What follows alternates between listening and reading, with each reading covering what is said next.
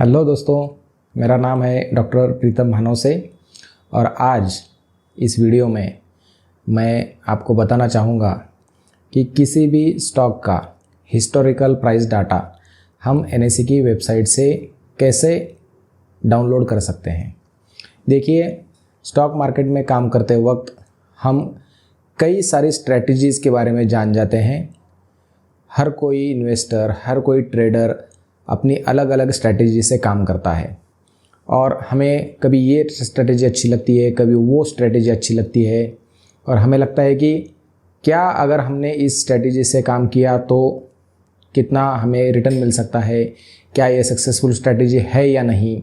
इसके लिए हमें कई बार बैक टेस्ट करना पड़ता है और बैक टेस्ट करने के लिए हमें चाहिए डाटा। तो डाटा हमें कहाँ से मिलता है? Authentic data. तो ऑथेंटिक डाटा हमें मिलता है एनएसई की वेबसाइट से। बाकी जो हमारे ब्रोकर्स हैं, कई तरह के ब्रोकर्स हैं, उनके साइट पे जो डाटा रहता है कई बार उसमें कुछ एरर रहता है, कुछ टेक्निकल ग्लिचेस हो जाते हैं, लेकिन जो फाइनल और ऑथेंटिक डाटा रहता है वो हमारी एनएसई की वेबसाइट पे हमें मिल जाता है। तो ये सारे स्ट्रैटेजीज़ बैक टेस्ट करने के लिए हमें वो डाटा ज़रूरी होता है, लेकिन कई लोगों को पता ही नहीं है कि एनएसई की वेबसाइट से ये डाटा कैसे डाउनलोड किया जाता है। तो आज इस वीडियो में मैं आपको स्टेप बाय स्टेप सिखाऊंगा कि ये डाटा हम कैसे डाउनलोड करेंगे। तो इसके लिए मैं आपको लेके चलूँगा मेरे लैपटॉप की स्क्रीन पे और आगे का काम हम पूरा लैपटॉप की स्क्रीन पे देखेंगे। तो चलिए, अभी मैंने मेरे लैपटॉप में ब्राउज़र खोल लिया है। यहाँ पे हम एनएसई इंडिया की वेबसाइट पे जाएंगे।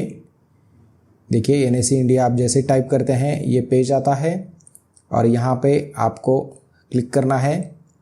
तो ये आ गया एनएसई इंडिया का होम पेज। यहाँ पे जो सर्च बार है यहाँ पे हम सर्च करेंगे। पहले हमें ऑल सिलेक्ट कर लेना है। यहाँ पे सर्च करेंगे फॉर एग्ज़ाम्पल रिलायंस। ये देखिए, Reliance industries limited in equity, इसे हम क्लिक करेंगे तो ये रिलायंस का पेज ओपन हो गया। और जैसे ही हम थोड़ा सा नीचे स्क्रॉल करेंगे यहाँ पे हिस्टोरिकल डाटा करके एक ऑप्शन है, इसे हम क्लिक करेंगे तो ये नीचे रिलायंस का हिस्टोरिकल डाटा ओपन हो गया।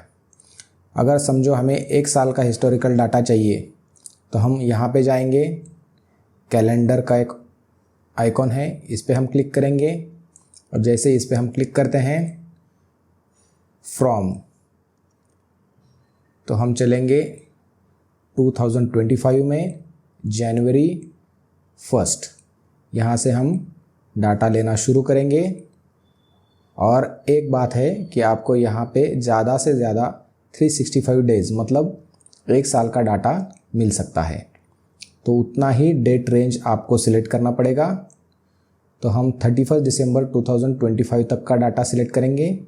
ये देखिए, 1 जनवरी 2025 से 31 दिसंबर 2025 तक एक साल का डाटा हमें चाहिए। अब जैसे ही यहाँ गो के ऑप्शन पे मैं क्लिक करता हूँ, ये नीचे पूरा एक साल का डाटा पॉपुलेट हो चुका है।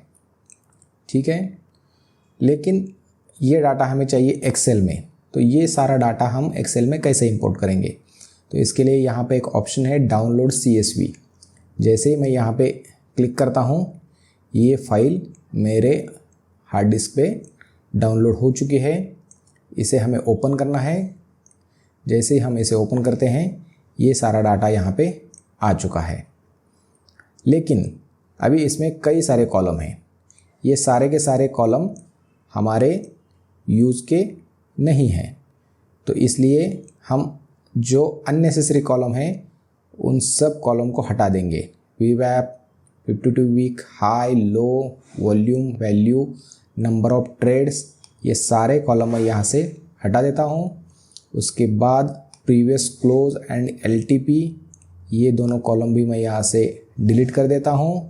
सीरीज़ इक्विटी, ये कॉलम भी मैं यहाँ से डिलीट कर देता हूँ।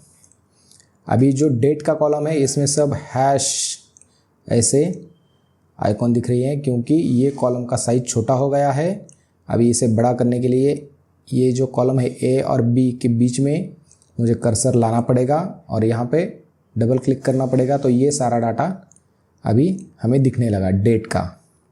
लेकिन अगर आप यहाँ पे गौर से देखेंगे तो ये जो सारी डेट्स हैं वो डिसेंडिंग ऑर्डर में है। 31 दिसंबर, 30 दिसंबर, 29 दिसंबर, 26, 24, तो ये उल्टा हो रहा है।